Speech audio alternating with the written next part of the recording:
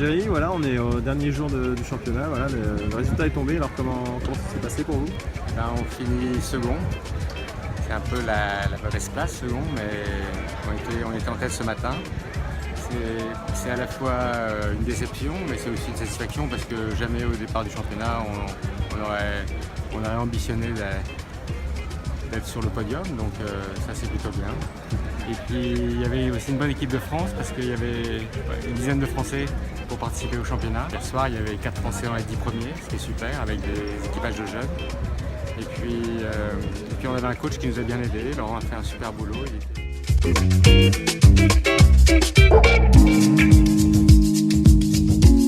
Ça s'est bien passé, on termine deuxième, c'est pas un mauvais résultat. On est forcément un peu déçus parce qu'on était en tête tout le championnat. Ce qu'on en retient, c'est que c'est difficile de gagner une régate avec 40 Espagnols inscrits. Ils jouent bien ensemble quand même. Nous on était moins nombreux côté français, bon pourtant les copains ont bien essayé de nous aider pour certains. Bon, ça n'a pas fonctionné, ça n'a pas suffi. C'est comme ça, on reviendra plus fort l'année prochaine.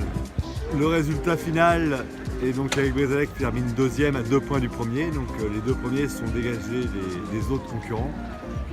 Et malheureusement ils perdent la première place dans la dernière manche où les Espagnols ont réussi à intercaler un certain nombre de bateaux entre eux et Eric pour permettre à l'Espagnol Tavares de gagner son deuxième titre d'affilée.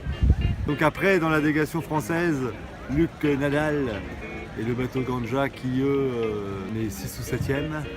Donc ils font un beau championnat aussi. Hein, c'est Simon Morisseau, 3e français plutôt. Il fait une belle régate avec un équipage constitué au dernier moment. Et ce qui est intéressant, c'est qu'il a fait venir un coureur qui vient de l'Olympisme, Pierre Le Boucher. Et c'est bien ce transfert de l'Olympisme vers l'habitable.